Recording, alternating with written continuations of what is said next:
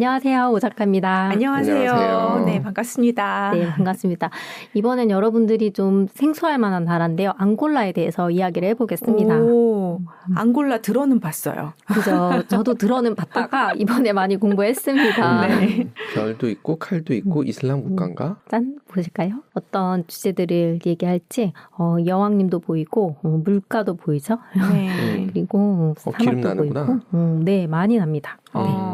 이제 앙골라에 대해서 본격적으로 얘기를 나눠보도록 하겠습니다. 앙골라의 정식 국명은 앙골라 공화국입니다. 공화국이고 앙골라도 굉장히 면적이 넓은 나라인데요. 그러네. 네, 한반도의 5.6배. 좋겠다. 네, 10배가 넘습니다. 그리고 대통령 중심제고요. 수도는 르완다 아니라 루안다입니다. 루안다는 나라 이름이고 그러니까. 루안다. 이거 헷갈리시면 안 됩니다. 네.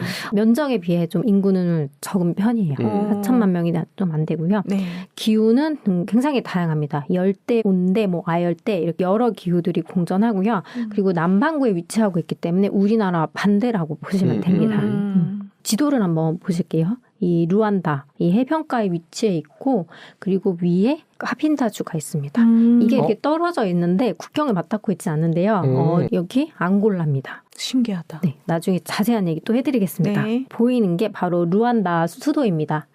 딱 보기에는 굉장히 아름답네요. 바다가 보이고 건물도 깨끗하고. 네, 깨끗합니다. 이 수도는 막 인구가 한 1,000만 명 정도 큰 수도죠. 앙골라는 포르투갈의 식민지였는데요. 이 포르투갈이 여기를 이제 기점으로 노예 무역도 하고 이쪽 지역을 기반으로 활동을 했죠. 포르투갈이 쌓아놓은 곳이다. 네, 네. 이 루안다는 또 높은 생활비의 도시로 또 악명이 높습니다. 이제 2015년과 14년도 이렇게 1위를 했는데, 근데 사실 지금은 좀 많이 떨어졌어요.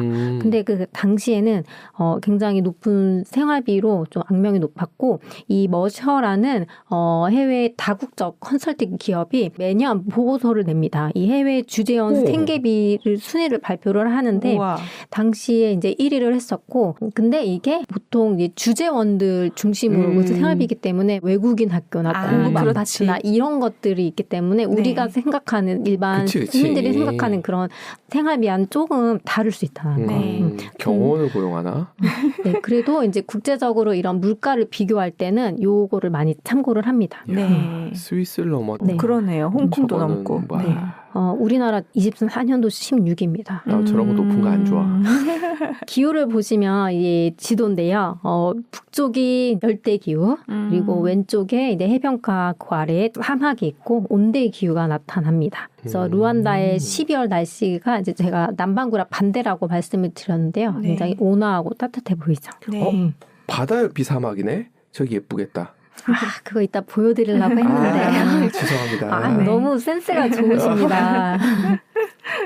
앙골라는 포르투갈의 식민지였기 때문에 이 공식 언어가 포르투갈어입니다. 그래서 공문서나 신문 뉴스에서 이 포르투갈어를 사용하고요. 학교에서는 이 포르투갈어로만 수업을 합니다. 그래서 여기에도 다양한 90개 이상의 민족이 살고 있는데요. 3개의 민족이 좀 많이 분포를 하고 있습니다. 그리고 그 오른쪽에 보이는 지도가 이 포르투갈어를 사용하는 국가들이에요. 그래서 아프리카에 보면은 이 왼쪽에는 앙골라가 보이고 오른쪽에 또 빨간 게 이렇게 조금 보여요. 네. 모잠비크. 여기도 이제 포르투갈의 식민지였습니다. 스리랑카 옆에. 그래서 민족 그룹을 이렇게 오빈 분두족, 킴 분두족, 바콩고족이 이렇게 주요 민족이고 그 오른쪽은 언어 지도예요. 그래서 언어가 엄청 알록달록 다양한 게 분포를 하고 있습니다. 그래도 나이지리아만큼 많지는 않다. 앙골라의 종교는 아무래도 포르투갈의 영향을 많이 받았기 때문에 천주교와 개신교가 거의 대부분을 차지하고 있고요. 그리고 그래서 일부는 정부가 기독교를 편애한다고 지적을 하기도 합니다. 그래서 그 앙골라에 가시면 성당들이 여러 볼 수가 있습니다. 앙골라의 경제 이야기를 조금 해볼 텐데요. 네, 화폐는 앙골라 환자를 사용하고 있습니다. 국내 총 생산량은 1,000억 불이 좀 안 되고 1인당 GDP는 2,000불이 좀 넘습니다. 나이지리아보다 낫네. 그죠. 나이지리아의 GDP보다는 조금 높죠. 그래서 보시면 GDP가 이제 춤을 춥니다. 널뜹니다. 네. 그래서 2005년도부터 이제 높은 경제 성장률을 보여서 20년간 이게 빠르게 급성장을 합니다. 그러다가 저유가를 맞고 이렇게 곤두박질을 치고 그리고 지금 살짝 다시 유가를 회복하는 중입니다. 1인당 GDP도 이 GDP와 거의 좀 비슷한데요. 이게 높았다가 유가가 항상 높아서 이제 기름값이 기름을 많이 팔았을 때고 네. 점점 또 곤두박질을 치다가 다시 회복하는 추세로 이게 나타납니다. 그래서 경제 성장률도 이 유가에 굉장히 영향을 많이 받은 그러네. 거예요. 그래서 2005년도에서 8년도를 보면은 성장률이 무려 연평균 18% 정도 나옵니다. 그러다가 또 유가가 떨어지니까 마이너스 성장을 하고 있고 다시 조금 스물스물 유가 회복이 되니까 경제 성장률이 조금 회복이 되었습니다. 근데 실업률이 굉장히 높습니다. 이 청년 실업률만 봤을 때는 조금 감소하긴 했지만은 그래도 무려 그러니까. 30% 정도가 와. 되고요. 이게 심각하죠. 이제 3분의 1이 논다는 얘기네. 네, 우리나라 같은 경우는 제가 23년도 기준 봤을 때 한 6% 정도 되네요. 유가에 굉장히 영향을 많이 받는다는 거는 그만큼 석유에 의존을 많이 하는 국가인 건데요. 이 아프리카 경제 전망 보고서를 보면은 GDP의 30% 그리고 조세 수입의 50%, 수출의 90%가 이제 석유에서 나오는 거예요. 근데 이 석유에서 벌어들인 돈이 어떤 인프라를 확충한다거나 일자리를 감소시키는 이런 거에 별로 이렇게 영향을 미치지 못한 거죠. 그래서 앙골라도 이제 보시면 아까 나이지리아가 1인데 앙골라는 한 4번째 정도. 4번째, 3번째 여기를 왔다 갔다 하고요. 이 석유 생산을 나타낸 이 표를 보시면은 빨간색 요게 다 이제 기름과 관련된 겁니다. 거의 뭐 80%가 넘는데요. 거의 중국으로 수출을 하고 있고 유가가 굉장히 경제에 영향을 많이 미치고 있다라는 거고요. 이런 경우를 이제 네덜란드 병이라는 경제학 용어로 얘기를 하는데요. 한때 네덜란드가 천연가스가 이제 발견이 돼서 경제적으로 호황을 누렸습니다. 그러다가 통화 가치가 너무 높아지고 이제 수출이 어려워지니까 제조업이 붕괴되면서 경기 침체를 겪게 되는데요. 이 나이지리아도 이제 비슷한 거죠. 근데 하나의 자원이나 하나의 뭐 이 산업에 치우쳐서 경기 호황을 누릴지 몰라도 결국에는 이게 다시 경제가 퇴보한다거나 하는 경우가 이제 발생을 하는데 앙골라도 뭐 그걸 벗어날 수 없는 거였고 이런 네덜란드 평의 경제학 용어로 이제 설명을 하고 있습니다. 그래도 기름 좀 나왔으면 좋겠네. 근데 이제 앙골라를 대표하는 것 중에 윌위치하라는 것이 있는데요. 굉장히 흥미로운 식물입니다. 이 수명이 1000년에서 3000년 정도가 된다고 하는 이 고대 식물이고요. 제 눈에는 그냥 여러 개의 잎사귀가 보이는데 네. 근데 아니래요. 이게 잎 2장이 이게 얽히고서 얽힌 거라고 합니다. 꼬인 거예요? 실타래처럼? 네. 사막 말씀하셨는데 나미부 사막에서만 발견되는 식물이에요. 신기하게 생겼네. 굉장히 흥미롭죠. 나미부 사막인데요. 이 사막은 앙골라에서 나미비아를 거쳐가지고 남아프리카 공화국까지 쭉 연결이 됩니다. 굉장히 긴 사막이죠. 그리고 아까 그 말씀드린 윌리치아는 이 나미부 사막에서만 서식을 합니다. 그리고 나미부 사막이 가장 오래된 사막으로 알려져 있는데요. 우리가 가장 잘 알고 있는 그 많이 드는 사하라 사막은 젊은 사막에 속합니다. 2에서 300만 년 정도밖에 안 됐고 이 나미부 사막은 5,500만 년 전에 만들어진 사막이라고 알려져 있습니다. 그래서 이 나미부 사막은 근데 유네스코 세계 자연유산에 등재가 되어 있어요. 아까 말씀하셨다시피 사막에 완전히 접해 있죠. 그래서 세계 유일의 해안 사막이에요. 그러니까 네. 저게 신기하다. 쉽지 않은데 네. 진짜 예쁘다. 저기 한번 꼭 가봐야지. 피디님 꼭 가보시고 네. 사진 보내주세요. 같이 가실 생각을 하셔야지. 저만 보는 생각을 하십니까? 가이드는 오 작가님. 그리고 이 영양, 그 나미부 사막에 나우크루프트라는 국립공원이 있는데 아프리카에서는 또 가장 큰 공원 중에 하나입니다. 여기에 자이언트 세이블 영양이라는 이 멸종 위기의 동물이 있어요. 이것도 나미부 사막에 가면은 볼 수가 있습니다. 꼭 가야 되겠네. 그리고 이 유명한 칼란둘라 폭포. 이 폭포는 아프리카에서 2번째로 큰 폭포예요. 가장 큰 폭포가 빅토리아 폭포고 이 폭포는 이 폭이 무려 410m나 된다고 합니다. 제가 솔직히 다른 사막이나 영양은 별로 보고 싶진 않은데 이 저거는? 폭포는 보고 싶어요. 가시면 사진 보내주세요. 아이슬란드 같이 가시죠. 데디포스로 보여드리겠습니다. 앙골라 역사도 대부분의 아프리카 국가들과 좀 비슷한데요. 이제 유럽 사람들이 와서 식민 지배를 하고 독립을 하고 내전을 하고 과도 정부가 생긴 다음에 이렇게 안정권에 들어서는 양상을 볼 수가 있습니다. 근데 또 앙골라는 가슴 아픈 사건이 독립을 75년도에 했는데 바로 그 같은 해에 내전이 일어납니다. 무려 27년간. 와. 참 안타까운 일이죠. 앙골라를 이해하기 위해서는 좀 반투인의 역사를 좀 아는 것이 이해 도움이 되는데요. 이 반투인은 어떤 민족이나 뭐 혈통을 가리키는 게 아니라 반투어 군을 쓰는 사람들을 반투인이라고 얘기를 합니다. 네. 그래서 이 사하라 사막 이남에 이 핑크색 보이시죠? 네. 여기가 다 반투인들이 살고 있는 지역이에요. 그래서 반투 어군에 속하는 언어는 약 500개가 넘는다고 해요. 반투인이 원래 이 콩고 분지 지역에 있었다가 어떤 이유로 해서 동쪽과 남쪽 이렇게 흩어지게 됩니다. 뭐 기후적인 문제, 그다음에 식량 문제, 뭐 여러 가지가 있다고 추측이 되는데 정확한 이유는 뭐 밝혀지지는 않았지만 이렇게 크게 내 민족이 대이동한 사건이 생기게 되고요. 그래서 앙골라 지역에도 반투인들이 많이 있습니다. 그래서 반투인이 앙골라 지역에 콩고 왕국을 건설하게 돼요. 가장 큰 왕국이 처음에 콩고 왕국이었고 이 콩고 왕국을 중심으로 작은 왕국들이 생겨났고 콩고 왕국이 이 작은 왕국들을 다스리는 거죠. 그리고 이 콩고 왕국에는 수도 음반자 콩고가 이제 현재 앙골라 지역이고 또 그 아래에 은동고 왕국이 있는데요. 은동고 왕국의 왕의 이름을 은골라라고 불렀는데 여기에서 앙골라라는 국가 이름이 탄생했다고 전해집니다. 대항해 시대에 이 포르투갈의 탐험가 디오구 항이라는 인물이 이 앙골라에 오게 됩니다. 그리고 앙골라를 또 왔다가 아래 그 나미비아도 가요. 그리고 가는 곳마다 이렇게 돌기둥을 세웁니다. 뭐야. 이거 내 거야 하고 돌기둥을 이렇게 절물건을 돌기둥으로 표시를 해놓은 김밥고 거예요. 좀 다야. 네. 그니까요. 근데 이 대항해 시대에 이제 스페인과 포르투갈이 영토 분쟁을 하게 되죠. 서로 자기가 먹겠다고. 네. 그래서 그 당시에 교황이 이 토르데시사스 조약이라는 걸 맺도록 이제 중재를 하는데 이것도 되게 웃긴 것 같아요. 맞아요.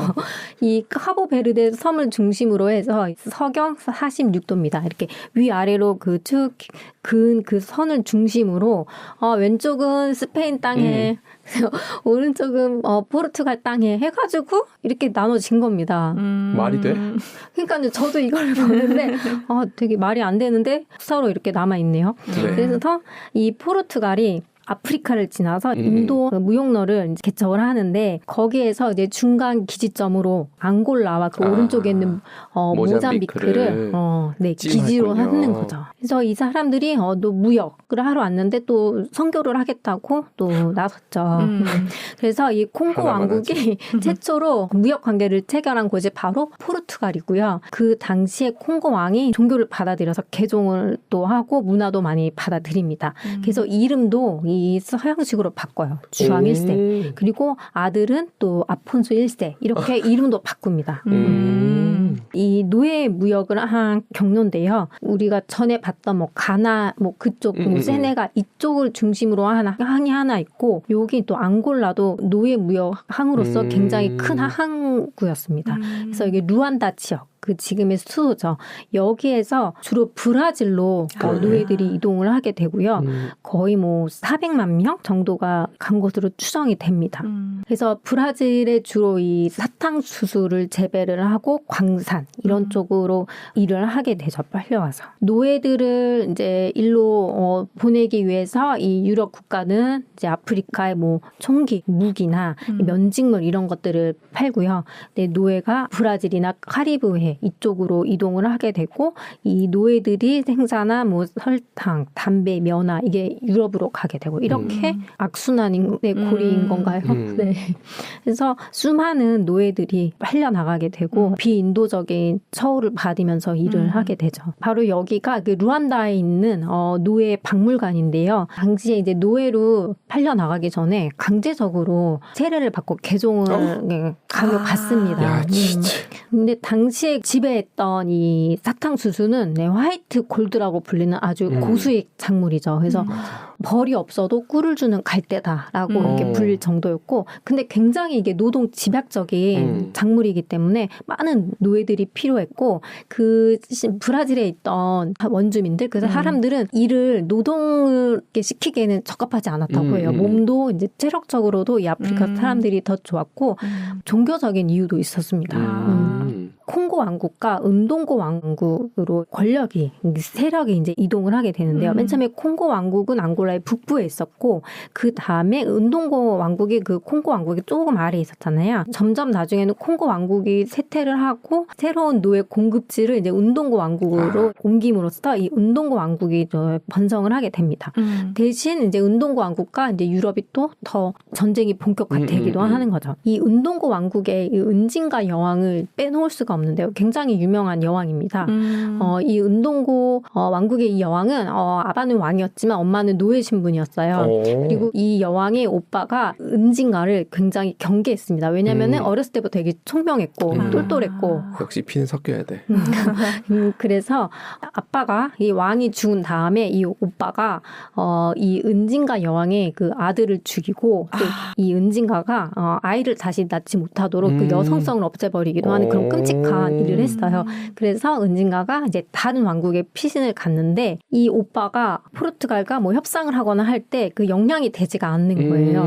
왜냐하면 또 은징가 여왕이 워낙에 이 외교술이 특출났고 또 포르투갈어도 잘했다고 합니다. 그래서 나중에 이 동생에게 너가 와서 좀 협상을 좀 해봐라. 그래서 와서 이제 협상을 하고 외교술로 은동고 왕국을 좀 지켜내려고 많은 노력들을 합니다. 이 오른쪽에 있는 사진이 뭐냐면 이 포르투갈 사람과 협상하는 장면인데요. 포르투갈 총독이 방석 같은 거를 대주면서 그냥 여기 앉아라. 그래서 자기는 의자에 앉아 있고 기선 제압을 하는 거죠. 그런데 이 은징가 여왕이 그거를 딱 눈치를 채고 같이 갔던 자기 수행원이죠. 수행원 보고 여기에 의자처럼 받쳐달라고 해서 본인이 이제 앉아서 동등한 입장에서 협상을 하겠다라고 그런 의지를 보여주는 장면입니다.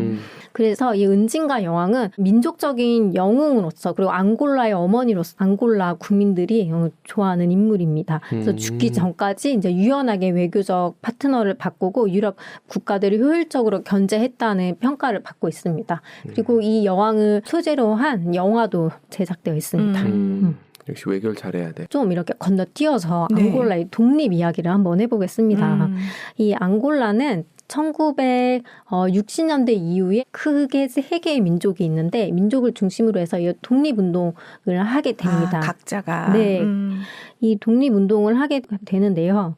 근데 독립운동 한다고 다 독립이 되는 건 아니지만 그렇죠. 74년도 이 당시에 포르투갈에 카네이션 혁명이 일어나게 돼요. 이 혁명은 포르투갈이 당시에 독재 정권으로 인해서 국민들이 좀 많이 힘들어하는 상황이었고 그리고 계속 그 식민지 국가들과 전쟁을 하니까 아무래도 군비도 물자나 이런 자금들 때문에 국민들이 고통을 받는 거예요. 그래서 그만했으면 좋겠다라는 여론이 있었는데 그때 군 장교들을 중심으로 해서 이제 무혈 쿠데타가 일어납니다. 그때 이제 시민들이 이 장교들을 지지하는 그런 표현으로 이 총기에 카네이션을 꽂아줘서 카네이션 혁명이라고 불리는데요. 그래서 이 혁명이 있은 뒤에 포르투갈은 가지고 있던 식민지를 이제 놓아줍니다. 그래서 보시면은 네, 굉장히 늦잖아요. 75년도면 75년도가 돼서야 이제 포르투갈의 식민지들은 독립을 하게 됩니다. 근데 독립은 했지만 바로 내전이 발발을 해요. 같은 해에. 그래서 약 50만 명이 사망을 하고 400만 명의 난민들이 발생을 합니다. 독립운동을 했던 민족 중심의 세 개의 단체가 있는데요. 이 당들이 모여서 우리 과도 정부를 구성해서 빨리 정권을 이제 안정화시키자라고 했는데 이거 딱 한눈에 보이셔야 됩니다. 그러니까 이거 직접 인권이. 그리신 거죠? 네. 와, 대단하다 정말. 진짜 대단하다. 네. 딱 이제 한눈에 딱 보이시죠? 네. 자, 이 번호를 잘 따라오셔야 됩니다. 네. 세 개의 정당들이 모여서 과도 정부를 구성을 했습니다. 네. 그런데 어느 어느 날 맨 오른쪽에 있는 앙골라 완전 민족 동맹이 전쟁을 선포를 합니다. 왜? 앙골라 이민 해방 운동에게. 전쟁을 선포를 하고 막상 싸워 보니까 우리가 너무 밀린다라는 걸 알게 된 거예요. 이게 군사적으로나 수적으로나 우리가 밀리네. 그래서 과도 정부를 세울 때 세 개의 정당들이 모여서 만들었는데 거기에서 앙골라 해방 민족 전선과 앙골라 완전 민족 동맹 이 두 개의 당이 그냥 철수를 해버립니다. 그리고 나서 앙골라 이민 해방 운동이 2번 독립을 선포합니다. 그리고 나머지 두 개의 당도 독립을 선포합니다. 이게 총체적 난국인 거죠. 그래서 이 기회를 놓칠 수가 없죠. 소련과 쿠바가 이 앙골라 이민 해방 전선 운동을 지원을 합니다. 그래서 앙골라는 사회주의 성격이 좀 강해요. 지원을 하고 나머지 당들을 미국과 그다음에 남아공 자유주의 진영에서 지원을 하게 됩니다. 저럼 더 커지지 판이. 그렇죠. 그래서 앙골라 내전을 가지고 냉전의 대리전이라고 말을 합니다. 그러니까. 완전히 이 사회주의 진영과 민주주의 진영이 나눠가지고 이제 싸우게 되죠. 네. 근데 이게 되게 오래 지속됐잖아요. 네. 근데 전쟁을 하려면 돈이 있어야 되잖아요. 그래서 앙골라 인민 해방 운동은 기름을 팔아서 그거를 충당을 하고 이쪽은 완전 민족 동맹은 다이아몬드 밀수를 해서 이 군비를 충당을 합니다. 그래서 내전이 오래 지속될 수밖에 없었어요. 없는 게 낫네. 없는 살리면 빨리 끝낼 텐데. 그래서 결국은 27년의 내전을 하다가 이 조나스 사빈비가 사망을 하면서 내전이 끝나게 됩니다. 당시에 이 쿠바가 지원을 했다고 말씀을 드렸는데요. 쿠바 군인과 의사가 여기에 파견이 됐었고 군인이 한 5만 명 정도 남았었다고 해요. 그래서 이 내전, 정말 27년의 내전이 끝나고 나서 경제 기반이 너무나 많이 파괴가 되었고 사람도 더 많이 죽고 그래서 이 나라를 다시 재건을 하려고 그런 노력들을 했는데요. 이 세 명의 대통령이 주요 역할들을 했습니다. 그래서 첫 번째 이 네투 대통령이 독립운동과 내전을 이끌었고요. 가장 먼저 대통령. 그다음에 두스 산투스 대통령이 장기 집권을 38년간이나 합니다. 굉장히 권력 욕심이 많았다고 하고요. 제가 소련과 쿠바의 지원을 받았다고 말씀을 드렸는데요. 그래서 이 나라가 사회주의 성격이 좀 강하고 사회주의 계획 정책을 펼쳐가지고 국가 성장에는 좀 실패했다라는 평가가 있습니다. 그리고 지금 현재 조앙 로렌스 대통령이 집권을 하고 있고 이 대통령은 굉장히 부정부패를 척결하고 국가 발전을 하려고 많은 노력을 기울이고 있는 것으로 평가되고 있습니다. 근데 이 대통령들 모두 앙골라 인민해방운동의 집권자. 네, 모두 다. 지도를 보여드렸을 때 카빈다주 위에 보면 여기 좀 따로 떨어져 있네. 이렇게 얘기를 했었는데요. 네. 여기가 기름이 60% 정도 나오고 이 조그마한 동시에 그 앞에 그 바닷가까지 다 해가 그리고 금도 굉장히 많이 나오고 망간, 인산의 자원이 많은 동네예요. 저 조그만 주가. 그러면 이 카빈다주가 왜 이렇게 따로 떨어져 있는지 한번 보겠습니다. 근데 이 주는 아직까지도 분쟁이 끊이지 않고 있는 지역이고 함부로 여행 가시면 안 됩니다. 네, 근해 해전이 이렇게나 많이 공포를 하고 있다. 이 카빈다주는 원래는 이 포르투갈 식민지였어요. 여기도 원래는 콩고 왕국이 벨기에에게 식민 지배를 받게 되는데요. 벨기에가 콩고 왕국을 식민 지배하려고 막 그럴 때 카빈다 이 지역이 당시에는 콩고 왕국이었는데요. 여기가 벨기에 식민지가 되기 싫은 거예요. 그래서 경쟁 관계에 있던 이 포르투갈과 이제 무역 협상을 맺고 해서 이제 관계를 맺게 됩니다. 근데 결국은 포르투갈의 이제 식민지가 돼요. 그래서 포르투갈이 카빈다도 지배하고 이 앙골라 지배하고 각각 지배하는데 어느 날 포르투갈이 갑자기 1956년도에 앙골라에 그냥 편입을 시켜버립니다. 그러니까 한 집 살림해 이거네. 그러니까 다른 민족이고 다른 문화권에 있는 사람들인데 이렇게 해버린 거예요. 그러다가 이제 75년도에 앙골라가 독립을 하는데 카빈다가 가만히 있겠습니까? 그러니까. 우리도 분리 독립시켜줘 이렇게 주장을 하다가 결국 싸움이 나는 거죠. 왜냐하면 여기가 자원이 굉장히 많은 지역이니까 앙골라 입장에서도 놔주고 싶지 않은 거예요. 독립운동을 하고 있는 이 카빈다 해방 전선이 결국에는 이렇게 주장을 하다가 확정을 하고 특별자치지역으로서 인정을 받지만은 독립은 아닌 거죠. 그래서 아직까지도 계속 분쟁이 일어나고 있고요. 이 2010년도에 아프리카 네이션즈 컵 이 축구 경기가 앙골라에서 이제 개최가 됐는데 이때 또 이슈가 하나 크게 터집니다. 이 토고 축구 대표팀이 카빈다주를 지나서 이제 앙골라로 가려고 하는데 카빈다 해방 전선 이 사람들이 무차별로 총살을 해요. 그래서 선수도 죽고 운전기사도 죽고 이런 일이 발생을 합니다. 아직까지도 분쟁이 끊이지 않고 있다라는 거죠. 이번에는 앙골라의 문화 이야기를 조금 해보겠습니다. 여러분 혹시 카니발 축제 가보셨나요? 아니요. 안 가보셨나요? 저도 안 가봤습니다. 근데 카니발 축제는 원래 카톨릭에서 유래한 축제입니다. 그래서 크게 세 가지로 우리가 나눠보는데요. 베네치아 카니발, 그리고 프랑스의 니스 카니발, 그다음에 브라질의 리우 카니발. 원래 이게 다 한 줄기에서 나온 축제예요. 그래서 약간 차이점이 있죠. 베네치아 같은 경우는 뭐 이렇게 가면을 쓰고 뭐 중세 유럽의 그런 느낌, 뭐 무도회 클래식 오페라 이런 느낌이라면은 리우 카니발은 굉장히 화려한 퍼레이드로 유명한데요. 이 카니발은 포르투갈과 아프리카의 문화가 이렇게 융합된 거라고 볼 수가 있습니다. 그래서 카니발의 원래 어원이 보시면 고기를 빼앗다 아니면 고기를 그만 떠나다. 고기와 안녕 이런 뜻이 있는데 왜냐하면 이 사순절 40일 동안 금식을 하고 그러기 때문에 그 반식 전에 폭식하는 네, 거예요? 맞아요. 그 전에 이제 축제를 해서 이제 많이 먹어두는 거예요. 뭐야? 카니발이 또 앙골라와 연결이 좀 있는데요. 이 포르투갈 사람들이 이 앙골라에 와서 카톨릭을 전파를 했잖아요. 그리고 노예로 팔려 나갈 때 강제 개종까지 시키고 그래서 이 앙골라 사람들이 브라질로 올 때 본인들이 가지고 있는 토착 종교나 문화들을 같이 가지고 왔고 그 원래 있던 카니발 카톨릭의 그 축제와 융합이 돼서 리우의 이 카니발은 좀 더 다른 형태의 카니발로 네, 그렇죠. 그리고 앙골라에도 이 카니발 축제가 있습니다. 공휴일로 지정되어 있고 보시면은 이렇게 또 축제를 해서 우승을 하면은 상품을 받을 수가 있습니다. 오늘은 여기까지 이제 앙골라의 역사 그리고 문화 약간 살펴봤는데요. 앙골라는 솔직히 자료가 많이 없어서 좀 준비하는데 좀 쉽지가 않았는데 그래도 재밌었습니다. 네. 치안만 괜찮다면 가보고 싶은 동네네요. 그러게요. 사막이 있으니까. 앙골라 그리고 그 아까 동물 이름이 뭐였는지 갑자기 잊어버렸는데 그거 영양. 네. 사진 보내주세요. 같이 가자니까요. 네. 네. 네, 감사합니다. 감사합니다. 감사합니다.